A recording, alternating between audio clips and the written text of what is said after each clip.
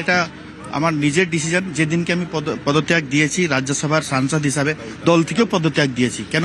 আমি নমিনেট হয়েছিলাম তৃণমূল কংগ্রেসের তরফ থেকে।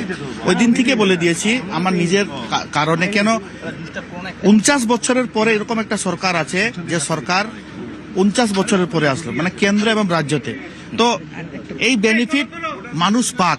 ওর অনেক এরকম স্কিম আছে যে স্কিমের বেনিফিট মানুষ পায় নাই। এবার কিন্তু তৃণমূলে কি অসুবিধা হতো যদি একটু বলেন? প্রত্যেকটা সেন্ট্রালের স্কিমটা প্রটেস্ট করে, এটা তো ঠিক না। 100 দিনের টাকা বন্ধ কেন? খালি ঝগড়া করলে তো হবে না, আমাদেরকে সবাইকে নিয়ে কাজ করতে। চলতি বছরের শুরুতে প্রধানমন্ত্রী নরেন্দ্র মোদী 2026-এর জানুয়ারিতে মালদাতে সভা করতে আসেন। সেখানে এসে শ্রমিক ভট্টাচার্য বিজেপি রাজ্য সভাপতি তার হাতে তুলে দেন শিবেন্দু শেখর রায়ের ছবি, যিনি না থাকলে মালদার অস্তিত্ব থাকতো না। সেই রাজ্য সভাপতি শ্রমিক ভট্টাচার্যের হাত দিয়ে রাজনৈতিক পট পরিবর্তনের পর আজ বিজেপি সল্টলেক দফতরে বিজেপির পতাকা হাতে নিলেন সুখেন্দু শেখর রায়। যে সুখেন্দু শেখর রায় আরজিকর মেডিকেল কলেজের ঘটনায় তৃণমূলের থেকে প্রতিবাদ করেছেন তৎকালীন প্রশাসনিক একাধিক বিষয় নিয়ে, সেই সুখেন্দু শেখর রায় আমাদের সরাসরি কথা বলবো। একবার বিজেপিতে যোগদান এই মুহূর্তে রাজনৈতিক পালা পরিবর্তনের পর কেন? প্রথম কথা হচ্ছে যে ওই আরজিকর কাণ্ডের কথা আপনি বললেন, সেটা ছিল একটা চরম অবস্থা। তার আগে থেকে আমি বুঝতে পারছিলাম যে দলের অভ্যন্তরে যা কিছু ঘটছে এটা সব ঠিকঠাক চলছে না, এবং গোটা রাজ্যটাকে একটা কিছু গুন্ডাদের হাতে, কিছু তোলাবাজদের হাতে, কিছু রেপিস্টদের হাতে তুলে দেওয়া হয়েছে, যারা যে কোনো মহিলাকে যখন খুশি তখন আক্রমণ করতে পারে, নির্যাতন করতে পারে, তারা কোনো, এবং যারা নির্যাতিতা তারা কোনো বিচার পাবেন না। পার্ক স্ট্রিট থেকে, কামদুনি থেকে, বিভিন্ন নদিয়ার হাঁসখালি থেকে শুরু করে আপনার আরজিকর পর্যন্ত বিভিন্ন জায়গায়, এবং আমি কয়েকটা বললাম, এরকম কয়েকশত ঘটনা ঘটেছে। দুর্নীতি কাকে বলে আমাকে নতুন করে ব্যাখ্যা করার দরকার নেই। এই সরকার ক্ষমতাচ্যুত হওয়ার পর আপনাদের বিভিন্ন সংবাদ মাধ্যমে যে বিরাট বিরাট প্যালেসের ছবিগুলো দেখা যাচ্ছে, যে একটা লোক ওই আগে বিড়ি খেত চায়ের দোকানে বসে, সে পঞ্চায়েতের প্রধান হওয়ার পরে তার দোতলা চারতলা বাড়ি, কারোর বাড়িতে সুইমিং পুল, বিদেশি পাখি, কান্দির মতো জায়গাতে উদয়পুর প্যালেসের মতো হোয়াইট মার্বেল প্যালেস, এবং তার ভেতরে রানওয়ে বানানো যায়, এতখানি সম্পত্তি। এই যে জেলায় জেলায় যে চিত্রগুলো আপনারা তুলে ধরলেন, তারপরে আমাকে কিছু ব্যাখ্যা করার প্রয়োজন আছে? আমি এক কথাই যেটা বলতে চাই, যে গত 15 বছরে তৃণমূল সরকার পশ্চিমবাংলায় দুর্নীতি এবং সন্ত্রাসকে একটা প্রাতিষ্ঠানিক রূপ দেওয়া হয়েছিল, যেখানে গুন্ডারা অবাধে কাজ করেছে, কোনো প্রশাসনিক ব্যবস্থা নেওয়া হয়নি, পুলিশ তাদের সঙ্গে হাত মিলিয়ে টাকা খেয়েছে, দুর্নীতিতে জড়িয়েছে। ভুরি ভুরি উদাহরণ আছে। কোথাও এফআইআর নেওয়া হতো না। বিজেপির কয়েকশো কর্মীকে খুন করা হয়েছে, কংগ্রেসকে শূন্য করে দেওয়া হয়েছে, বামফ্রন্টকে শূন্য করে দেওয়া হয়েছে, একটা বিরোধী শূন্য রাজ্য করে দিয়ে, এমনকি 77টা আসনে বিজেপি জিতেছে, সেখান থেকেও খামচি দিয়ে, 7 জনকে ভাঙচি দিয়ে, পয়সা দিয়ে নেওয়া, অন্য কোনোভাবে প্রভাবিত করে তাদের থেকেও এমএলএ কেড়ে নিয়ে আসা। এই যে একটা অগণতান্ত্রিক স্বৈরাচারী একটা প্রশাসন 15 বছর কায়েম ছিল, বাংলার মানুষ তার থেকে মুক্ত হতে চেয়েছিলেন।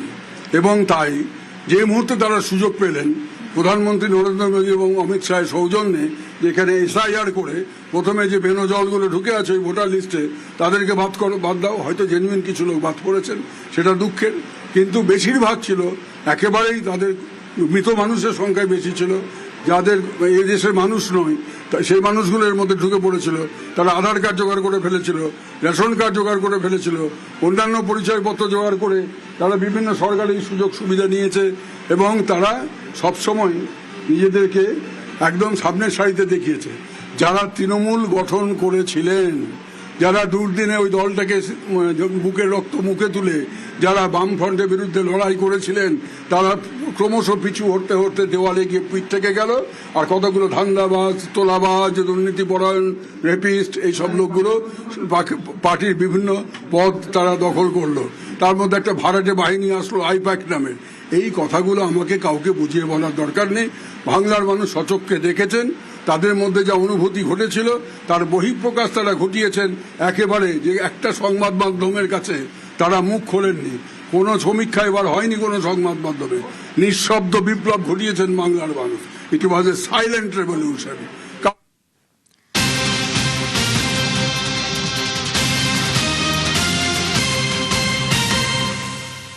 24শে জুলাই রাজ্যসভার নির্বাচন, বাংলায় রাজ্যসভার 3 আসনে ভোট।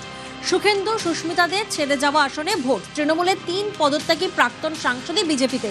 কি বললেন দোলা সেন, সৌগত রায়, শোনাবো আপনাদের।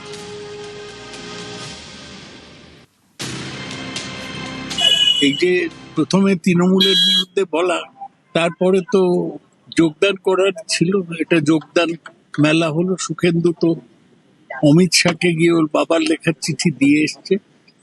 এদের কোনো নীতি নেই। সুখেন্দু 17 বছর বিনা পরিশ্রমে বিনা নির্বাচন জিতে রাজ্যসভার সদস্য ছিলেন, সেটা যাতে আরো 3 বছর থাকতে পারে তার ব্যবস্থা করবে। মানুষ এগুলো বিচার করবে যে কারা কিছুটা নীতিনিষ্ঠতা দেখাচ্ছে। কোনো যায় আসে না, এটা আবার বলছি, এটা আমাদের কোনো যায় আসে, এটা খুব তুচ্ছ খবর আমাদের কাছে। আমাদের দলের মূল ভিত্তি হচ্ছেন মানুষ আর মমতা বন্দ্যোপাধ্যায়। মানুষ মমতা ব্যানার্জির ওপর ভরসা করে আমাদের ভোট দিয়ে এমপি, এমএলএ ইত্যাদি প্রভৃতি করেছে।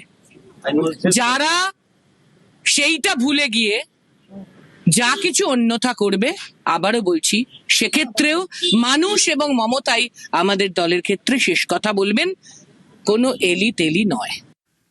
আমরা শুনলাম মমতা তৃণমূলের তরফ থেকে দাবি করা হলো কিচ্ছু যায় আসে না। নব তৃণমূলের তরফ থেকে কি বলা হচ্ছে শোনাবো আপনাদের।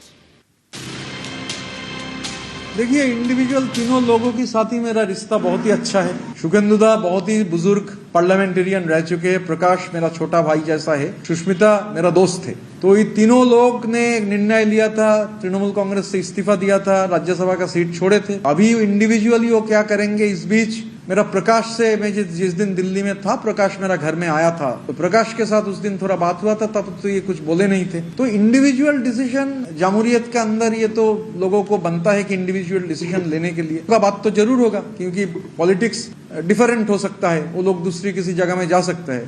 मगर ये तो मैं ऐसा नहीं बोलूंगा कि इन लोगों के साथ मेरा संपर्क नहीं रहेगा। बुलुदा के साथ बहुत अच्छा संपर्क रहा है और सुष्मिता के साथ पुराना दोस्ती, प्रकाश के साथ भी बहुत 2016-17 से प्रकाश को मैं जानता हूं, छोटा भाई जैसा है। সোমবার প্রসেনজিৎ চট্টোপাধ্যায়ের বাড়িতে যান অমিত শাহ। আজ নবান্নে মুখ্যমন্ত্রীর সঙ্গে সাক্ষাতে প্রসেনজিৎ। এদিন নবান্নে মুখ্যমন্ত্রীর সঙ্গে দেখা করেন ইউসুফ পাঠান, শতাব্দী রায়। বৈঠক শেষে বেরিয়ে প্রসেনজিতের দাবি, রাজনীতি নিয়ে কথা হয়নি, টলিউড ইন্ডাস্ট্রি নিয়ে কথা হয়েছে।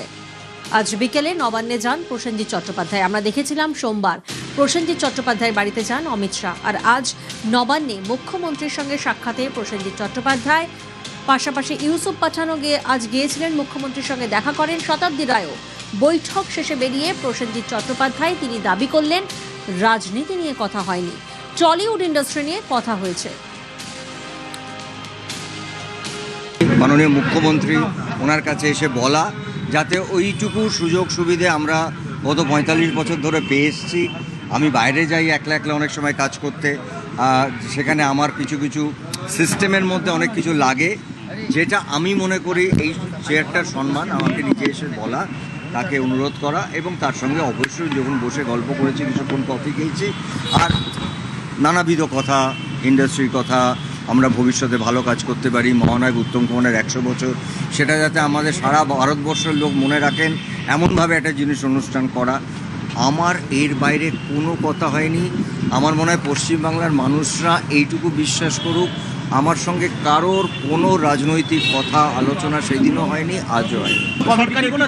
না, এইগুলো আমি এখন বলতে পারবো না, কারণ এইগুলো প্রথমত এখনও এই আলোচনাটাও হয়নি। কিন্তু নিশ্চয়ই যদি কখনো হয়, মনে করেন যে আমার কোনো একটা কমিটিতে থাকলে, সেটা আমার ইন্ডাস্ট্রি, সবাই জানেন যে আমি আমার ইন্ডাস্ট্রিটার জন্যে সবসময় রাত 2টোর সময় ডাকলেও আমি দাঁড়াবো, কারণ ওটা আমার জায়গা। তো সেরমভাবে যদি কখনো মনে হয় ডাকেন, আমার যদি কোনো একটুখানি পরামর্শ আমার ইন্ডাস্ট্রিটাকে ভালো করে আরও বেটার হয়, কেন আসবো না? এটা তো আমার জায়গা। আমার তৈরি হবে, নিশ্চয়ই তৈরি হবে। চলচ্চিত্র জগতের উন্নয়নের জন্য কোনো বিনিয়োগ আসার কথা সেরকম কোনো সম্ভাবনা এক্ষুনি নয়, এইগুলো আলোচনা সেইভাবে হয়নি। তবে আমি আশা রাখছি যে এই প্রত্যেকটা জিনিসই আগামী 3-4 মাসের মধ্যে একটু একটু করে এগোবে।